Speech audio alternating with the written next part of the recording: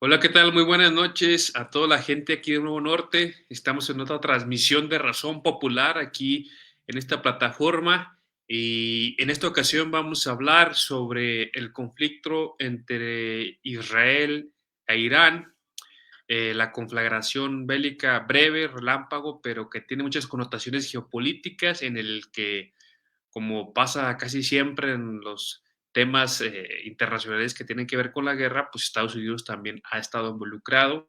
Entonces, a grandes rasgos vamos a hablar de estos acontecimientos que se suscitaron en las últimas semanas, particularmente en los últimos días, y pues esperamos generar una serie de apuntes para entender lo que pasó y lo que puede pasar en el concierto internacional. Buenas noches, Gabriela, ¿cómo estás? Buenas noches, un saludo a ti, a todos los que nos van a ver después en retransmisión. Y efectivamente vamos a estar hablando de esta guerra que afortunadamente pues dura pocos días, pero que mientras estuvieron activos los ataques de un lado y de otro, nos referimos a Irán e Israel, pues tuvieron aparte el mundo, sobre todo a Medio Oriente, en vilo, ¿no? Entonces vamos a estar hablando de este conflicto que no es nuevo, pero que digamos que eh, lo nuevo es que ahora sí se dejaron de amenazas y bueno, empezó sobre todo Israel un ataque, digamos, sorpresa a Irán. Y de eso estaremos hablando. Entonces, un saludo a todos y un saludo a ti que nos acompañas otra vez hoy.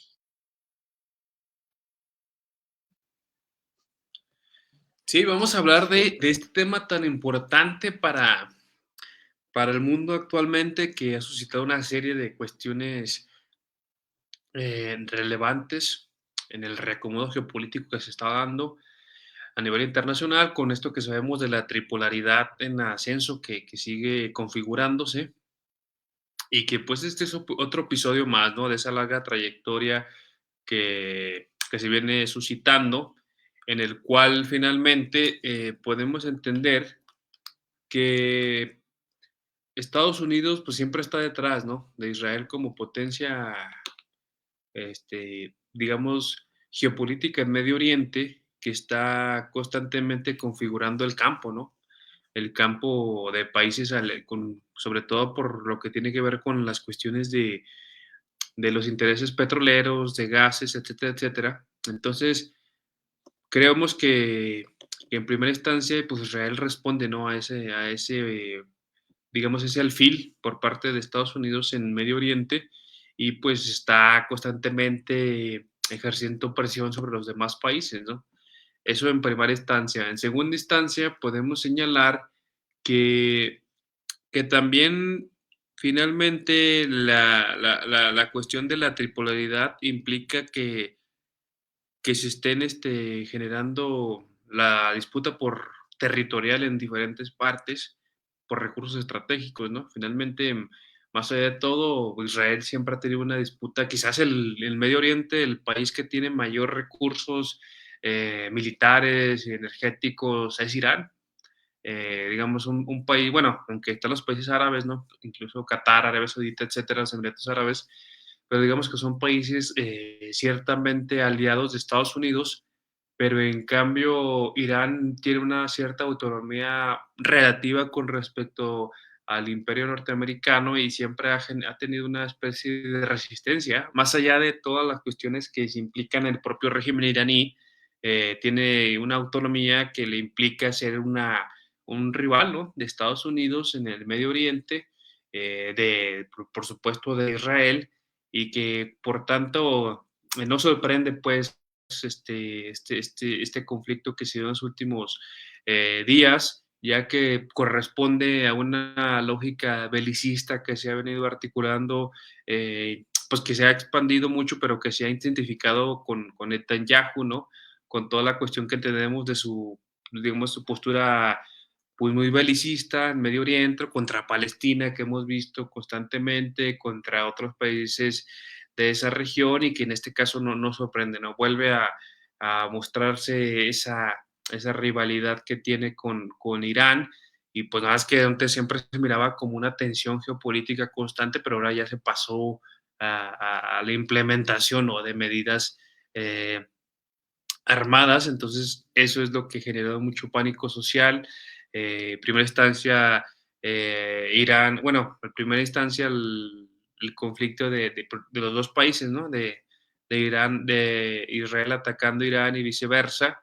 Y luego después el sábado pasado, donde Estados Unidos mandó unos misiles a plantas nucleares de Irán y a partir de ahí pues empieza la conflagración y empieza ahora sí que permea las redes sociales, que es la declaración expedita de Tercera Guerra Mundial, ¿no? Que como vimos no fue una guerra mundial, eh, que no se puede descartar en estos momentos, pero tampoco es tan fácil que los países se enfrasquen en un conflicto a esa magnitud, sino que finalmente pues es parte de esa guerra segmentada, ¿no? Que se empieza a ver y en Ucrania y Rusia, ahora acá esta. Y bueno, a grandes rasgos eso podemos decir para iniciar. No sé si quieres comentar algo al respecto, Gabriela, sobre los antecedentes de también cómo se ha dado esta conflagración y también cómo se puede entender, ¿no? A la luz de los hechos actuales.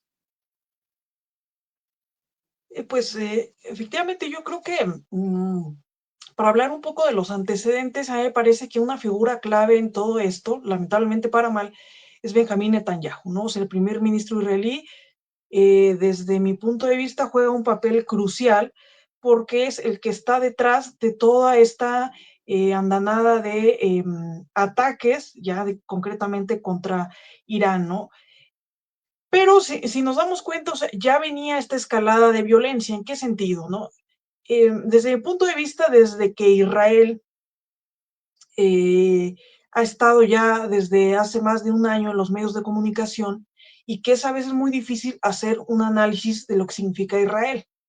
¿Por qué? Sobre todo por el recuerdo de lo que también significó el Holocausto, el asesinato sistemático de judíos por parte del régimen nazi, y como que eso genera un sentimiento de culpa, no solamente en Alemania, sino a nivel mundial, de una deuda con el pueblo judío, ¿no?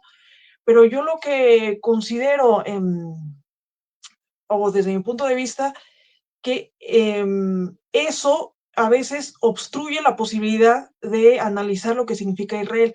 ¿Por qué? Porque en cuanto se empieza a criticar cualquier acción vinculada a Israel, al Estado de Israel, al gobierno de Israel, automáticamente a una parte del pueblo judío, del pueblo israelí, acusa de antisemitismo, es decir, estar en contra de la totalidad de los judíos. Entonces eso a mí me parece muy grave porque es como si cualquier movimiento, cualquier crítica hacia cualquier grupo, tú automáticamente sacas el tema gravísimo, ¿no? De lo que fue el Holocausto. Entonces eso a veces impide desde posiciones de izquierda criticar a Israel. Y eso pasaba ya antes de este conflicto relámpago que dura 12 días entre Israel e Irán. ¿Por qué? Porque si bien es verdad que nuevos enfrentamientos en Medio Oriente empiezan con una serie de ataques de terroristas a Israel, digamos que la medida que toma Israel es totalmente desproporcionada, ¿no? O sea, prácticamente de estos meses hemos estado hablando de que literalmente borran eh, estructuralmente a la franja de Gaza, ¿no? Y eso, a pesar de que es un hecho, es una evidencia constatable, los medios de comunicación se han empeñado en ocultarlo, por lo menos no sé si ocultarlo, pero no hablar de ello, ¿no? Como si fuera o estuviéramos en igualdad de circunstancias, como si Israel y la Franja de Gaza, que una parte, bueno, es muy largo este asunto, ¿no? Pero una parte Hezbollah, un grupo que de origen no era terrorista, pero que no encontrarse, bueno, hay una parte que es terrorista. Bueno, muy fácil, Netanyahu lo que decide es, vamos a bombardear la franja de Gaza, y en crímenes que ya se constituyen como crímenes, y la propia ONU ya lo ha dicho, de lesa humanidad, en el sentido de que ya lo que están buscando ahí no es la defensa de lo que supuestamente Netanyahu define como desaparecer Hezbollah, no, o sea, lo que están haciendo es una desaparición sistemática de los habitantes de la Franja de Gaza, de los palestinos, ¿no? Y entonces para mí eso inmediatamente trae, porque eso los medios de comunicación ya no lo manejan, ¿no? Para mí el problema original, y que a muchos no les parece, incluso desde sectores de izquierda, es la conformación del Estado de Israel en 1948.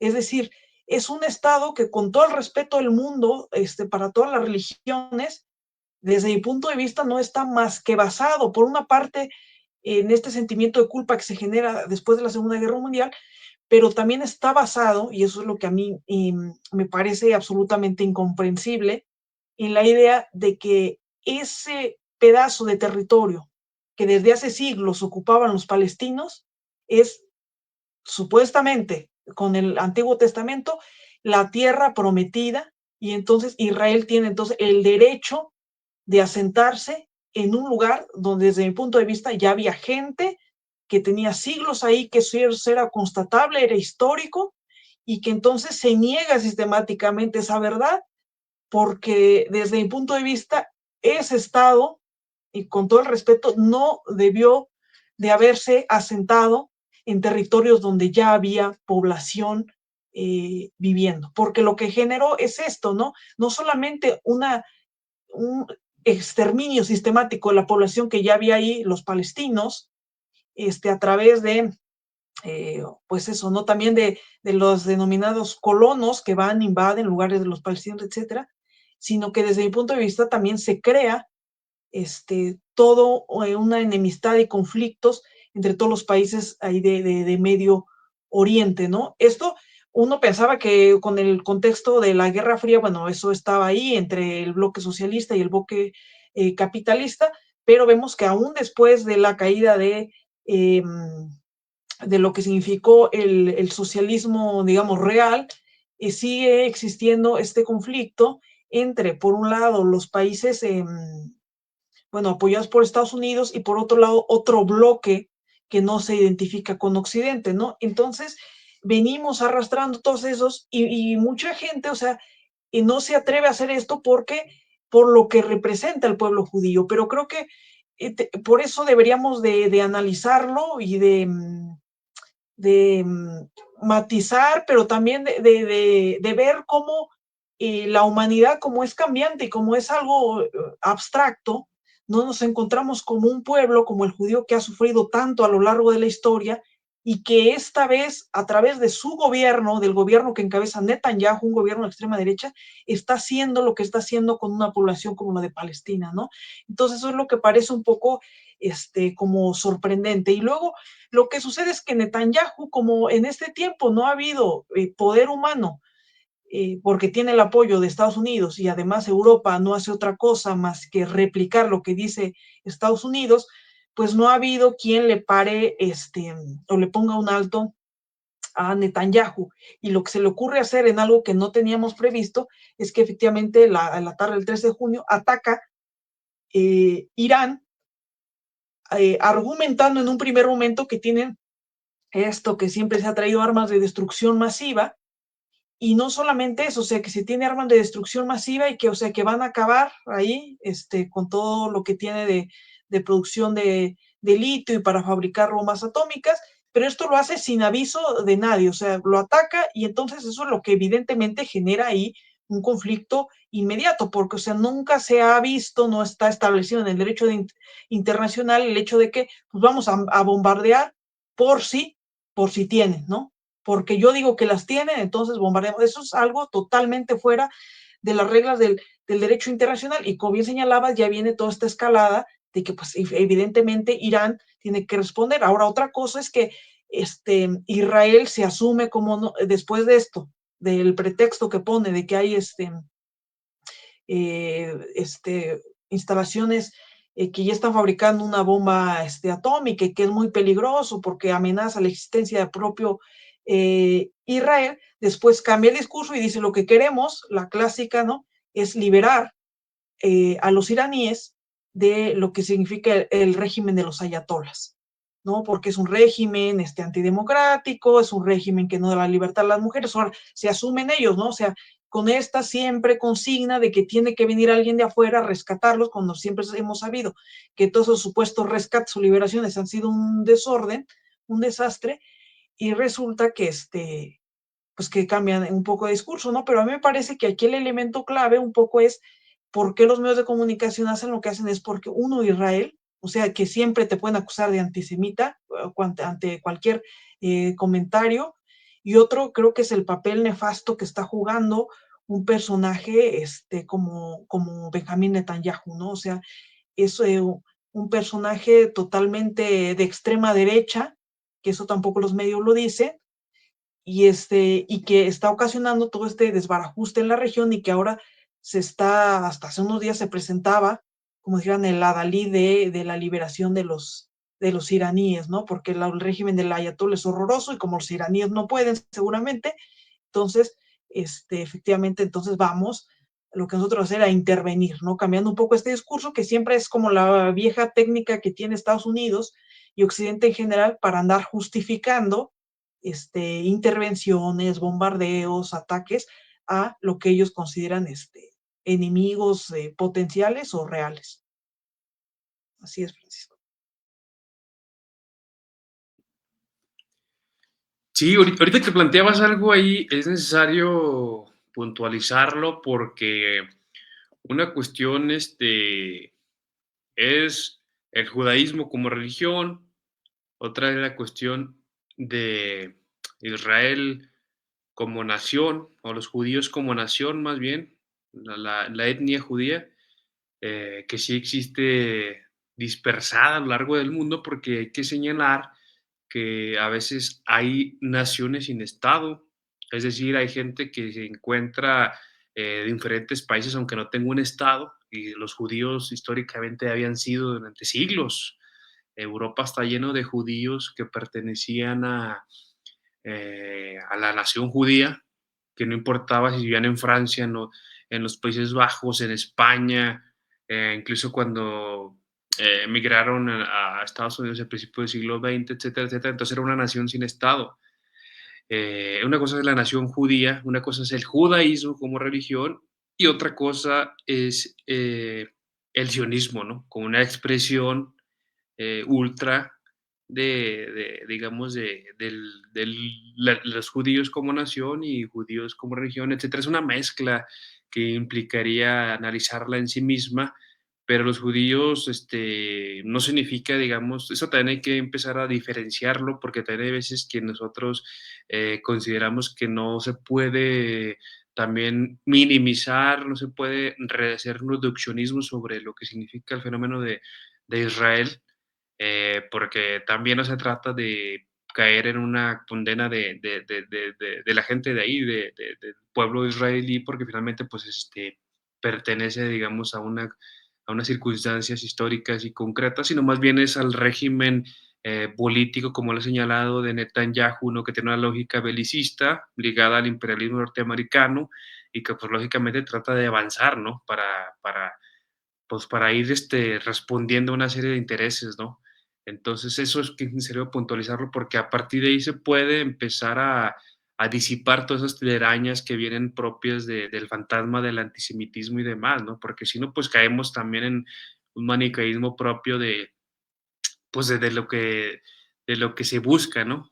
No, una cosa es una cosa y otra cosa es otra cosa, y entonces a partir de ahí podemos ver que lo que sucede actualmente, o lo que se critica desde las izquierdas a nivel internacional, no es a los judíos, al pueblo judío, no es al judaísmo en sí, sino que es a la lógica belicista de un presidente o de un Estado que trata de avanzar a partir del desplazamiento y el exterminio de poblaciones que ya estaban ahí anteriormente, ¿no? De hecho, pues por eso es el tema de cómo se puede solucionar el fenómeno de Palestina, pues hablan de la confederación, de la necesidad de la convivencia, ¿no?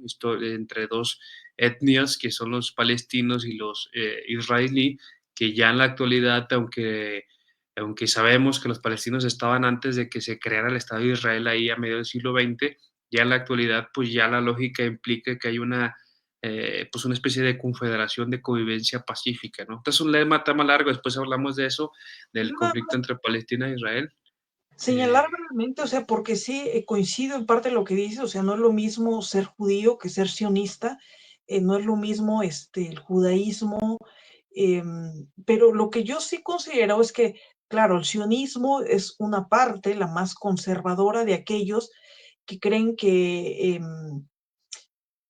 son, digamos, que es la parte, el pueblo elegido por Dios y que Dios les da ese pedazo de territorio para que ahí se asienten. Pero porque yo no estoy tan de acuerdo en la visión de que es lo mismo comparar, por ejemplo, Israel con Palestina o con otros pueblos, porque desde mi punto de vista,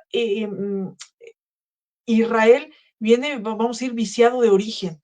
¿Por qué? Porque se asienta bajo el sometimiento y el dominación de los pueblos que ya existían. Entonces, finalmente no es estar en contra ni de una religión, sino de la conformación política de un Estado que significa la opresión de otro pueblo y que a pesar, si bien como señalas, coexisten hasta hace un tiempo en relativa paz, lo que es muy señalado por la ONU es que hay, desde que se asienta el Estado de Israel en esa parte geográfica, hay un intento, es los denominados colonos, de hacer la vida imposible a los palestinos en territorio de la Franja de Gaza y en Cisjordania, o sea, hacerle la vida imposible de manera de que tengan que desplazarse hacia otro lado, ¿no? Y eso es lo que me parece que si bien, o sea, esta es la parte extrema, lo que estamos viendo, Benjamín Netanyahu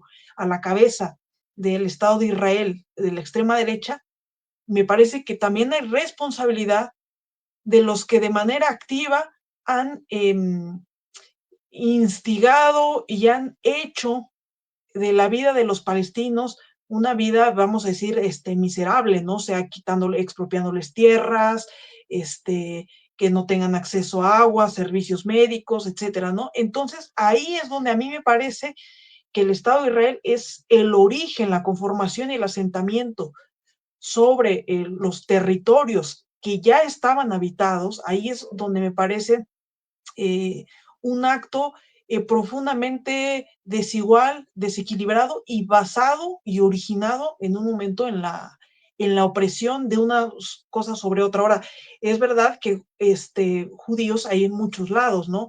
Y que hay judíos profundamente, como en todas las religiones, como en todas las prácticas religiosas, culturales, profundamente progresistas, ¿no? Y que saben lo que es el sufrimiento palestino y que están con la causa palestina, pero decir que eso, como en todos los seres humanos, no es una decisión política, ¿no? Así como hay gente profundamente conservadora, ¿no? Que es, no sé, católica, etcétera. También hay gente progresista que dice, no es posible que nosotros, que hemos sufrido tanto por el simple hecho de practicar una religión, no la que sea, una serie de prácticas religiosas, nosotros estemos haciendo cosas parecidas a través de la instrumentación o de lo que significa el Estado y un gobierno como el de Netanyahu. Ya, señalar esto. Sí, pues ahora sí que es un debate interesante porque claramente de origen la implantación de un Estado ahí cuando no había población mayoritaria de una nación, llegue y lo implanten y a partir de ahí empieza el desplazamiento de otra etnia que ya tenía siglos ahí asentada, entonces iba a generar lógicamente una lógica que en la actualidad pues se sigue reproduciendo al máximo nivel, ¿no? Pero bueno, pues en otro momento habría que analizar ese tema puntualmente cuando hablemos del conflicto de Palestina y en este caso, o el exterminio del pueblo palestino, y en este caso, pues hay que hablar, pues regresando al tema o puntualmente en el tema de Irán, eh, sí, pues Irán no era Palestina, Irán tenía forma de responder a los ataques que iba a hacer Israel, y eso es lo primero que se empezaba a hablar en redes sociales, ¿no? Decir que Irán iba a responder y respondió, ¿no? Respondió también con ataques al territorio de Israel y curiosamente apenas empieza Irán a atacar y empieza a intervenir Estados Unidos directamente, Con eso queremos pasar al siguiente tema, que es la intervención puntual de Estados Unidos, porque a partir de, bueno, pues Trump empezaba, ¿no? Inclusive en la cumbre del G7 que se dio en Canadá, donde se esperaba que la presidenta de Claudia iba a reunirse con Trump, pues no sé, no fue Trump a la reunión porque según iba a atender este problema entre Israel e Irán. Todos pensábamos que iba a ser una especie de pacificación del conflicto, una solución pronta de esto y pues 3 días después nos damos cuenta que no, es cuando inició el ataque, ¿no? A las centrales nucleares de Irán y de ahí empezó, digamos, la paranoia internacional, ¿no? Que es de esta declaración expedita de toda la gente que decía que era la Tercera Guerra Mundial, etcétera. Entonces, pues la intervención de Estados Unidos en el conflicto tiene implicaciones que hace falta analizar en sí mismas, porque a diferencia de lo que dicen, no sé qué opinas tú de esto, porque a diferencia de lo que dicen varios analistas de que en Estados Unidos se acerca una especie de dictadura, una especie de ya de disolución del bipartidismo y una instauración de un régimen trumpista de largo alcance. Otros analistas señalan que no, que se trata de, de un interés de Trump por hacerse propaganda, ¿no? Un interés de que las elecciones que vienen también tenga réditos para Estados Unidos. Y eso es interesante porque a lo largo de la historia de Estados Unidos es un país que el bipartidismo ha sabido, o los procesos electorales han sabido convivir con las guerras, ¿no? O sea, curiosamente, en medio de la Segunda Guerra Mundial hubo un recambio de presidente en Estados Unidos. Entonces eso, más allá de que signifique sí o no democracia, que es un tema que sabemos que es muy polémico en Estados Unidos porque sabemos que existe una élite del poder, etcétera, etcétera. Pues siempre está la lógica también electoral dentro de ese país y pues Trump siempre está haciendo política internacional con miras a la política interna, ¿no? Eso también hay que verlo porque curiosamente eh, curiosamente lo vimos la semana pasada cuando hablamos de movilización No Kings, ¿no? Empezaba la crítica al gobierno de Trump con la movilización popular de ciertos sectores y en diferentes ciudades importantes. Y ahora vemos que de repente Trump se vuelve, en la lógica histórica de los regímenes de gobierno, empieza a hacer política internacional contra un enemigo externo para unificar y plantearse como una aladid de la paz, ¿no? Que ya empezaban hasta decir que podría ser una persona que ganara el Premio Nobel de la Paz, etcétera, etcétera. Así se mueve la política internacional, se mueve en los 70 de Estados Unidos de Kissinger, que por sí precisamente Kissinger ganó el Premio Nobel de la Paz, entre comillas. Con eso decimos todo de cómo se mueve todo escenario en Estados Unidos y cómo la política internacional de Estados Unidos se relaciona con la interior y a su vez cómo eso a su vez genera un reacomodo internacional. ¿No es interesante esa cuestión? Eh, y pues Trump sabe jugar las cartas como presidente de los presidentes de Estados Unidos lo han sabido jugar durante décadas.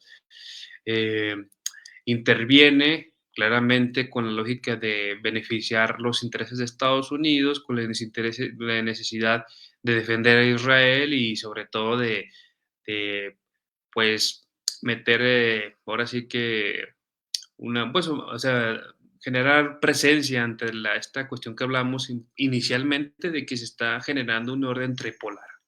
Entonces, todos se pensaban que China y Rusia iban a iniciarlo, porque es lo que a veces está en las redes, ¿no? La gente, que ya esperan que China responda y luego Rusia y luego empiece. No, no, no, también todos los países están precavidos, tratan de que cuando empiece un conflicto de este tipo se focalicen, se hagan guerras regionales y a partir de ahí, pues ir generando acuerdos para que esto no se expanda, ¿no? Al menos esa es la posición de Putin y de Xi Jinping, pero pues parte de Estados Unidos, pues sabemos que siempre avanza y trata de finalmente de generar ganancias para el imperio norteamericano, ¿no?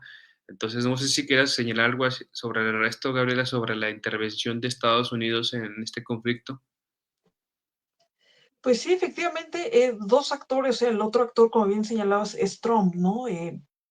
Israel, el fiel aliado de Estados Unidos desde, pues, desde su creación, ¿no? Y a su vez, Israel, el brazo de Estados Unidos en Medio Oriente, ¿no? Pero yo sí coincido en el tema de algunos analistas señalan que Netanyahu busca este conflicto con Irán y de manera de opacar o olvidar por un momento los conflictos internos, ¿no? O sea, recordemos que Netanyahu tiene una posición dura ya en Israel, parte de la población no está de acuerdo con lo que está haciendo en Gaza, está acusado de diferentes actos de corrupción, entonces me parece que también se saca, ahora sí como dijeran, de la manga esto de Irán para un poco desviar los reflectores hacia este conflicto y evitar las críticas al interior, ¿no? Claro que esto se puede salir de las manos, ¿no? Porque no es cualquier cosa, estás atacando a Irán que finalmente, más allá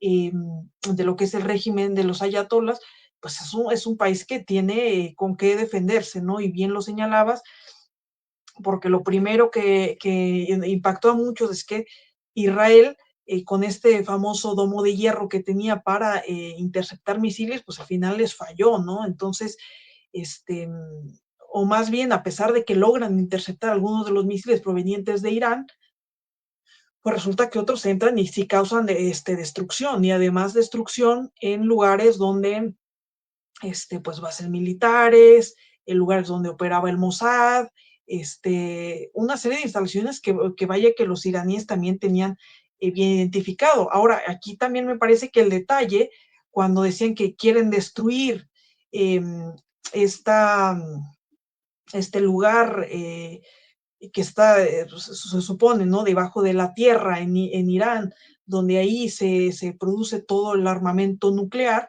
bueno, decían, no, Estados Unidos es el único que tiene la posibilidad de bombardearlo porque tiene el avión para cargar la bomba y la bomba, ¿no?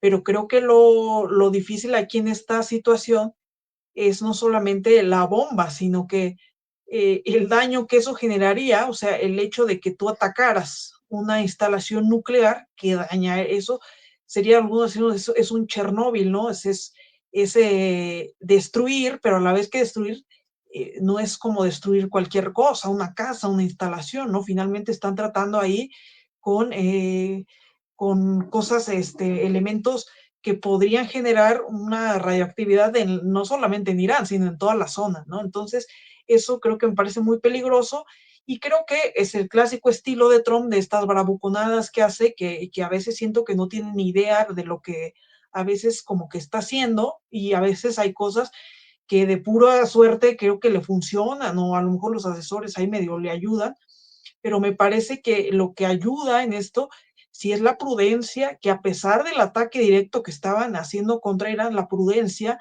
de Rusia y China, ¿no? O sea, que finalmente, aunque sean muy prudentes, también tienen sus límites. Yo ya veía, y creo que lo comentamos, a Vladimir Putin diciendo este momento, ¿no? Porque esto sí ya se está descontrolando y así empezó la Primera y la Segunda Guerra Mundial, ¿no? O sea, en una serie de escaladas de países que en un momento no eran los países centrales los involucrados, se empezaron a involucrar todas las potencias, ¿no? Y claro que China también tenía intereses, porque decían era el principal, Irán es el principal surtidor de petróleo barato, decían no a China, ¿no? Pero esto creo que en términos geopolíticos lo que nos señala es que si bien con el siglo XX se va esta división entre el bloque socialista y comunista, lo que no queda es la división entre lo que significa Occidente y no Occidente, ¿no? O sea, aquellos que se oponen a una visión, digamos, de un capitalismo a los Estados Unidos o a la Europa y que encuentra pues sus principales representantes en lo que es China y Rusia, ¿no? Y que en esto sí he visto que se han manejado con muchísima prudencia porque nunca dejaron las vías diplomáticas y de estar presionando, diciendo necesitamos diálogo, que Estados Unidos se lo tome con prudencia, no puede estar interviniendo en un conflicto porque las grandes potencias pueden empezarse a inmiscuir y entonces ahí sí, ¿no? Porque el peligro que algunos veían es que Irán bueno, finalmente ataca una instalación ahí militar de Estados Unidos en Qatar, pero digamos que le avisa, ¿no? Como ese término de, o sea, lo asusto, pero antes le aviso. ¿Por qué? Porque imagínense el problema que sería ya directamente en un ataque de estos, que hubiera bajas por parte de el ejército norteamericano. Creo que eso ya sería grave porque ya empezaron en los medios y ya hubo involucrados, ya hubo bajas del ejército, entonces eso se puede salir de control. Entonces ahí me parece lo preocupante en este momento. Creo que es un personaje como Netanyahu, que tan fácil puede llevar o incitar a generar un conflicto. Incluso yo sí soy de los que considera que llevó a Estados Unidos a esto, ¿no? Finalmente, bueno, ahí hizo unas maniobras Estados Unidos, aventó dos, tres cosillas que finalmente no hicieron nada, pero que en un momento sí se podría descontrolar, ¿no? O sea, un paso, como dicen, ¿no? Un paso en falso, y entonces ahí generas un conflicto no solamente en Medio Oriente, sino también que se podría extender a las grandes potencias, considerando que, por ejemplo, los antiguos aliados, eh, pues vamos a decir, de Irán o no occidentales como Siria o ellos, pues también están en conflictos internos, ¿no? Recordemos que Siria, un aliado que pudo haber sido de Irán, pues ahorita pues está gobernado por unas guerrillas muy simpatizantes de lo que es Estados Unidos. este, pues Egipto jugando un papel también importante ahí de muchos países de Medio Oriente diciendo, no, pues te prestamos el espacio aéreo si quieres para ir a bombardear Irán. Entonces, eso puede salirse de control y me parece que afortunadamente todo parece indicar que aún Trump con sus locuras o eso, o sea, es un llamado, también sabe a lo que se podría enfrentar si siguen ahí picando y bombardeándose ahora sí, una bomba en mal lugar, y aquí se descontrola todo Medio Oriente, ¿no? Entonces, me parece que es un peligro lo que se representa Netanyahu, pero también lo que representa Trump, ¿no? Que en esta ocasión yo no lo veo como tú señalabas, como no se ve como un estadista, porque este señor, o sea, así como dice una cosa, dice otra, y en esta vez le funcionó, pero no podemos saber si en otras ediciones de esta manera tan errática puedan funcionar en el futuro. Fíjate que eso que apuntas, que bueno que me has platicado, sí, o sea, realmente Trump no tiene una trayectoria política de estadista en Estados Unidos, ¿no? O sea, realmente los eh, presidentes de Estados Unidos, más allá de todo lo que signifique el ser presidente de Estados Unidos, en términos imperialistas, pues tienen un oficio, ¿no? Político, lo que significa saber hasta dónde, dentro de la geopolítica internacional, ¿no? Y Trump no necesariamente tiene esa pericia, ¿no? Entonces, como dices, quién sabe, puede que lance medidas que a veces le funcionen, lanza medidas que son, digamos en el norte, muy atrabancadas y luego de repente saca cosas que pueden funcionarle, a veces que no. Entonces, bajo esas circunstancias se encuentra el mundo actualmente, pero eh, pues por el momento este conflicto, por eso le pusimos el subtítulo de Guerra Relámpago, porque aparentemente digamos que se encapsuló y que ya no ha avanzado, pero los conflictos regionales de este tipo van a seguir suscitándose y los focos de atención, ¿no? Geopolítico a nivel internacional, eh, pues pueden seguir apareciendo, ¿no? No sé, no, aquí, por ejemplo, el de Rusia-Ucrania, que era como el punto de atención, un punto de atención, de Israel-Irán, otro punto de atención, y como sabemos, lo de las Coreas, ¿no? También otro punto de atención. Entonces, puntos de atención van a estar constantemente reactivándose, va a seguir la distensión geopolítica, etcétera, etcétera. Pues no se sabe qué vaya a pasar exactamente, no podemos hacer predicciones, pero podemos decir que como se habla en la geopolítica, de acuerdo a la trampa de Tucídides, pues la potencia que viene en decadencia empieza a generar conflictos bélicos y guerra, ¿no? Pues, la potencia o la potencia que va ascendiendo. Entonces, en este caso, pues, sobre todo, pues se va a estar generando otra vez como en esos puntos de tensión los conflictos, ¿no? Eso es lo que podemos apuntar. Y ya para cerrar, vamos a leer los comentarios de Gabriela y ya después, pues bueno, pues entonces cerramos, ¿no? Con nuestras conclusiones. Eh, bueno, saludo, empieza Nahum hablando de que, bueno, bueno, dice que el asunto viene desde los inicios de la creación del Estado judío y aquí dice que hablemos del acuerdo de Abarra.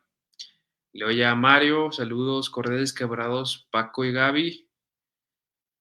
Luego Ramiro, camarada también. Entre los judíos ortodoxos se descalifica al Estado sionista de Israel. Dentro de la religión judía aceptan la diáspora del pueblo de Israel como consecuencia de la desobediencia.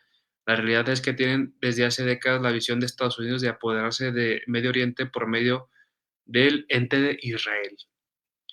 Y dice Nahum, el sionismo es un movimiento nacionalista judío que surgió a finales del siglo XIX en Europa.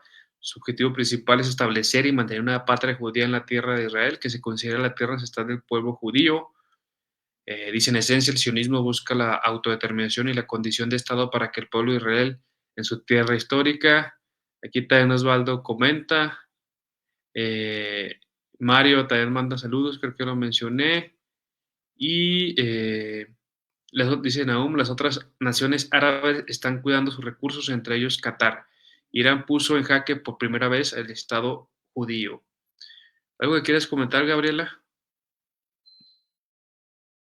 No, pues señalar también el hecho, también lo comentaban aún, el hecho de que Estados Unidos siempre genera, como dice, siempre en los mejores eventos, ¿no?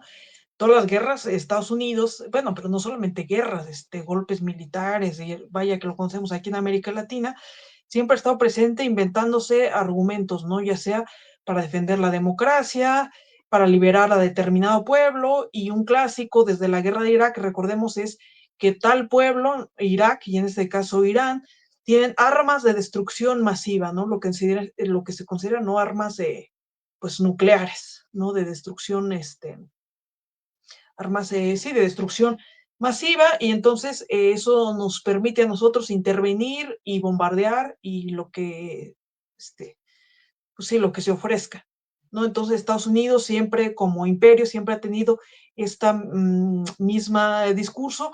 Lo que yo sí considero es que estamos hablando, a pesar de que se termina la Guerra Fría, estamos hablando de enfrentamientos de imperios, ¿no? O sea, lo que pasa es que la lógica o sea, es distinta, ¿no? Pero sí, sí podemos considerar que pues, China es un imperio, lo mismo que Rusia, pero tiene un discurso y unas formas de actuar diferentes a lo que significa el imperialismo norteamericano, ¿no? O sea, finalmente todos los imperios buscan extender su área de influencia, pero pues no son bajo las mismas estrategias, ¿no? Y en ese Estados Unidos siempre le ha gustado más la estrategia de intervenir directamente militarmente, en parte porque también lo señalaban aún, pues tiene una industria armamentista de las más, ahí sí, de las más poderosas del mundo. Y creo que algo que hay que señalar y que creo que también comentábamos es que en Estados Unidos con esto se refuerza de que sí es una potencia en decadencia, pero lo que se vio es que sigue siendo una potencia, que es decir, que, o sea, apoyó a Israel, le puso también un alto a Israel y que sigue jugando una influencia importante, determinante a nivel mundial, más allá de lo que sea económicamente, ¿no? O si está superada económicamente por lo que significa China. Entonces, y vimos también la incapacidad de Europa de decir un posicionamiento autónomo, libre, independiente de lo que dice Estados Unidos, ¿no? Entonces, ahí me parece que todos los actores quedan retratados, cómo está la geopolítica y la política a nivel internacional.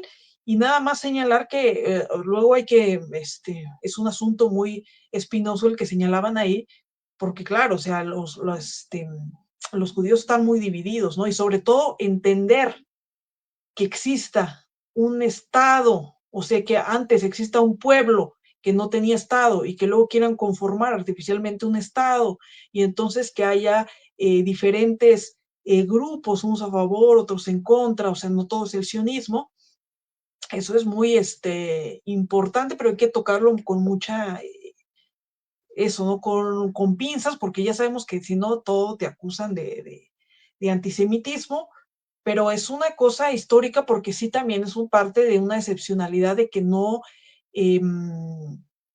digamos, de lo que significa el pueblo judío, ¿no? Un pueblo unido por una serie de costumbres y tradiciones y que a la vez, pero que a la vez pueden hablar cualquier idioma, no sea inglés, español o portugués, etcétera, las denominadas diásporas, y que eso cuesta trabajo entenderlo porque nosotros entendemos a una nación como la unidad eh, que está articulada a través de una lengua común, un gobierno propio, una serie de características compartidas, un territorio, y es algo que, digamos que Israel y el pueblo judío salen de esas coordenadas o de esos clásicos conceptos políticos, pero por eso hay que también tomarlo con pinzas. Y pues ya para cerrar, únicamente señalar que, bueno, vamos a ver, parece que por lo que dice Trump y lo que dice Netanyahu, pues termina aquí este conflicto que dicen ya los conflictos, la guerra ya la denominan de los 12 días. Entonces, pero como tú señalas, ¿no? Es un punto Medio Oriente que está muy en conflicto, que no va a estar, digamos, no va a haber paz después de esta escalada de violencia, pero esperemos por lo pronto que se resuelvan por las vías diplomáticas, ¿no? Que es lo que corresponde, y ya en lo que corresponde a México, creo que a veces se hace muy fácil, no toma posición así como ahorita, ¿no? Nosotros sentados desde la comodidad de nuestras casas, toma partido por este, declara, dile a Estados Unidos, eso lo decimos muy claramente desde la posición aquí de nuestras casas, pero nosotros, estando a un lado de la potencia que significa Estados Unidos, no puede decirle, no, pues tú que te metes y ¿por qué estás apoyando a Israel? O sea, no se entiende que la presidenta Claudia Sheinbaum, en tanto jefa de Estado, no puede hacer declaraciones así tan al aire libre como las podemos hacer aquí, porque nosotros no tenemos ninguna, en teoría, ninguna responsabilidad política que después pueda traer consecuencias a toda una nación, a todo lo que significa pues México, ¿no? Entonces, creo que en ese sentido también ha actuado con prudencia el gobierno de México, ¿no? Sin estas bravuconadas que algunas partes también él quiere, no, declárale y ya, y bloquéalo, y cierra las embajadas, y me parece una exageración, y se ha manejado afortunadamente todo esto con mucha prudencia, ¿no? Con eso concluiría. Sí, ya para cerrar, dos comentarios sobre este último. Sí, la presidenta, como jefa de Estado del Estado mexicano, ha tomado una postura eh, prudente y necesaria en el término geopolítico, porque realmente la Constitución mexicana sí da los elementos para tener una postura de política internacional, y a su vez también la histórica diplomacia de México también, ¿no? A veces buscar la conciliación de los pueblos y buscar la solución pacífica de los conflictos es más estratégico que decantarse así de lleno por un bando u otro, especialmente entendiendo la balanza de fuerzas en la que se mueve México, ¿no? No es tan fácil y sí, curiosamente por eso, quizás por esa balanza de fuerzas en el ámbito internacional, México siempre ha tenido, bueno, históricamente había tenido durante el siglo XX una diplomacia de primera, ¿no? O sea, grandes diplomáticos y con un conocimiento de la política internacional y con basamento simplemente en la Constitución mexicana, ¿no? Entonces eso la presidenta lo entiende y pues es la postura más indicada con respecto a este conflicto, ¿no? Entonces, eso por un lado.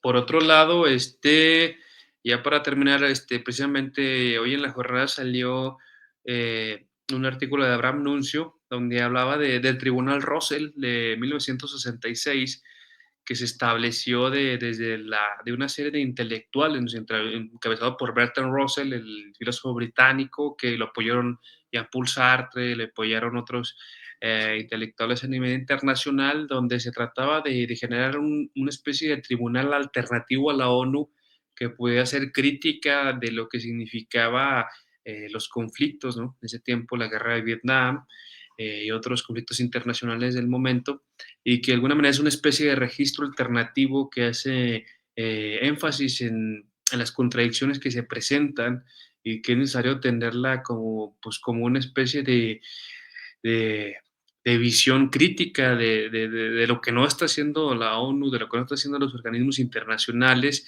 y de que es una especie también de apoyo a la solución de los conflictos, ¿no? Real apoyo. Entonces recomendamos ese artículo de Abraham Nuncios, está muy puntual, porque esto, como decimos, no va a detenerse en Irán, va a seguir digamos, estos conflictos en esos puntos de tensión a los que se vengan acumulando. Entonces, esa idea de un tribunal Russell que se vuelva a repetir a nivel internacional, desde intelectuales con renombre que puedan tener pues influencia, ¿no? En la opinión pública y que pues sobre todo puedan articular esfuerzos, puede ser una buena alternativa. Incluso pues bueno, en América Latina el Tribunal Permanente de los Pueblos pues fue un intento de ello y pues habría que ver cómo se puede generar ese espacio para que eh, al menos como crítica política, social, geopolítica, etcétera, y pues también como solidaridad digamos, a pueblos desplazados, a la gente que sufre mala guerra, pues se le puede dar al menos una voz, ¿no? Entonces eso es lo que podría señalar.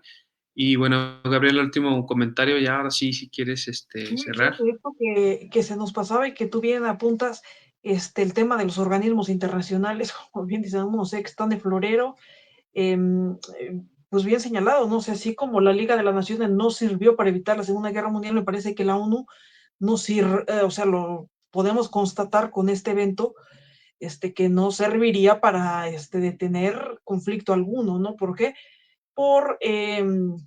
Me parece que porque las decisiones de la ONU, sobre todo en lo que concierne a los grandes países, no tienen, no son vinculantes, o sea, a Estados Unidos le pueden mandar recomendaciones, pero le entran por un lado, le salen por el otro, o sea, me parece que en la ONU no puedes tú apelar a un organismo internacional que tenga la capacidad para frenar guerras cuando el que tiene mayor eh, injerencia o mayor capacidad de decisión dentro de la ONU sea el propio Estados Unidos, ¿no?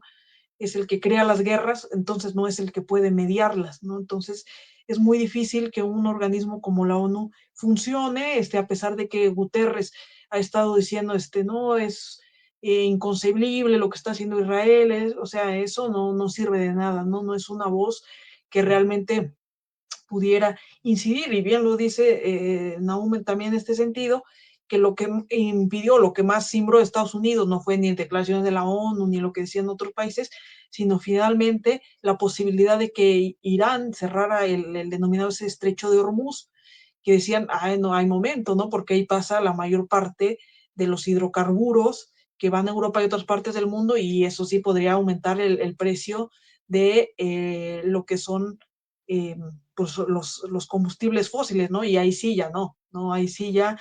Entonces creo que el dinero es lo que también en esta guerra juega, como en todas las guerras ocasionadas dentro del capitalismo, un papel fundamental, porque finalmente a Estados Unidos le preocupa más la posibilidad de que a partir de un conflicto se genere una crisis económica que realmente lo que diga la ONU, que si algunas organizaciones de derechos humanos que sacan y sacan comunicados, pero que finalmente muestran la impotencia a la hora de marcar un alto, eh, sobre todo a los países desarrollados o occidentales, ¿no? Entonces, importante esto que señalas de la participación de organismos como la ONU, ¿no? Entonces, cerrar ahora sí con eso, porque es otro de los actores importantes, bueno, actores importantes, pero a la vez irrelevantes en este conflicto.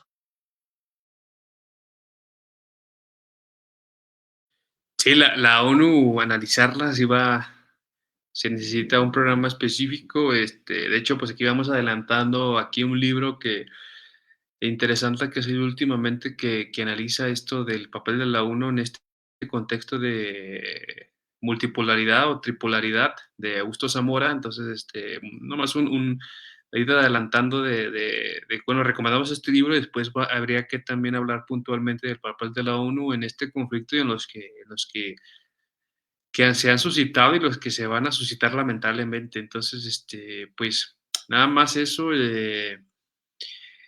Bueno, pues muchas gracias a que nos vieron. Aquí dejamos unos apuntes nada más de lo que significa este conflicto entre Irán e Israel. Hay que seguir analizándolo, hay que seguir informándose y leyendo buenos textos de analistas geopolíticos que conocen de primera mano el tema y pues sobre todo discutirlo, ¿no? con la gente y con compañeros y compañeras para que se realice una opinión más fundamentada y más crítica, ¿no? Sobre los destinos del mundo y también sobre el papel de México en ese contexto y esa vorágine de cambio de orden mundial, ¿no? Entonces, aquí estamos en Nuevo Norte, estamos en Razón Popular y nos vemos la próxima semana para hablar de otros temas de índole geopolítico, político nacional, cultural, social, etcétera. Entonces, aquí estamos y nos vemos a la próxima. Saludos, bye.